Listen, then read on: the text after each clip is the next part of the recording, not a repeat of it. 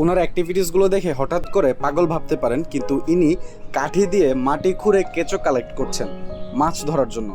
আচ্ছা, এই কেঁচো দিয়ে যে মাছ ধরা যায় আপনারা কি এটা জানতেন? আমি এখন যে জায়গাটাতে আছি এটা হচ্ছে একটা রাবার বাগান, এবং এই রাবার বাগানটা হচ্ছে এশিয়ার সবচেয়ে বড় রাবার বাগান।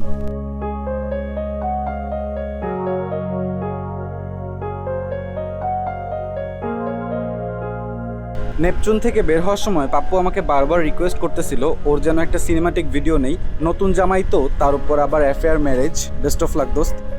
দুপুরের খাবার খাওয়ার জন্য আমরা হেয়াকো বাজারে একটা ব্রেক নেই।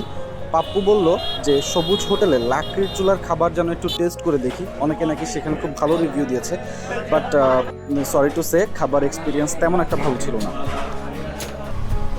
তারপর সেখান থেকে রামগড়-বারুইহাট হাইওয়ে দিয়ে না এসে আমরা বাজারের পাশের চেয়ারম্যান রোড দিয়ে আশেপাশের অস্থির অস্থির ভিউ দেখতে দেখতে এশিয়ার সবচেয়ে বড় রাবার বাগানে এসে পৌঁছাই। বাংলাদেশ সহ পৃথিবীর নাতিশীতোষ্ণ অঞ্চলের দেশগুলোতে রাবার গাছ জন্মায়।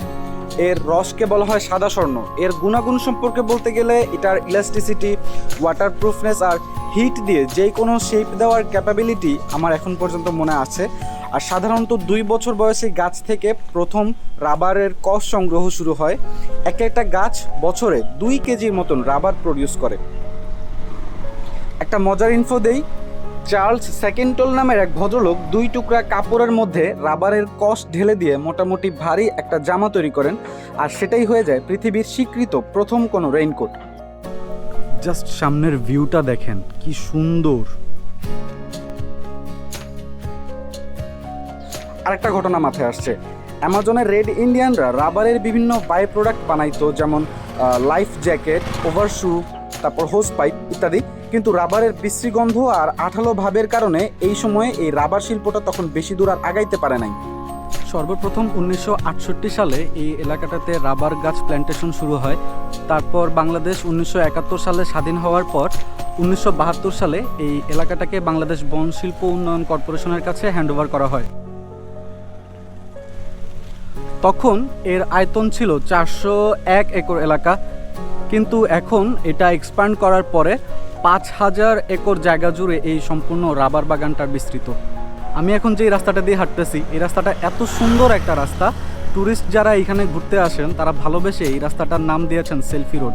চলেন আপনাদেরকে সেলফি রোডটা একটু ঘুরে দেখাই।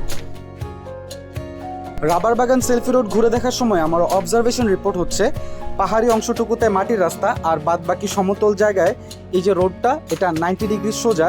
গুগল করে দেখলাম আসলেই তাই, selfie road 90 degree straight. Asia মহাদেশের সবচেয়ে বড় রাবার বাগানের মাঝখান দিয়ে 90 ডিগ্রি স্ট্রেইট রোড দিয়ে আপনি ড্রাইভ করে যাচ্ছেন। Amazing feelings. ফটিকছড়ি রাবার বাগান থেকে আজকের মতো এতটুকুই। দেখা হবে পরবর্তী ভিডিওতে অন্য কোনো জায়গা থেকে। আপনাদের যদি পছন্দের কোনো জায়গা থাকে দেখার মতন তাহলে অবশ্যই আমাকে কমেন্ট করে জানাবেন। ইনশাল্লাহ চেষ্টা করব সেই জায়গাটাও আপনাদেরকে ঘুরিয়ে দেখানোর জন্য।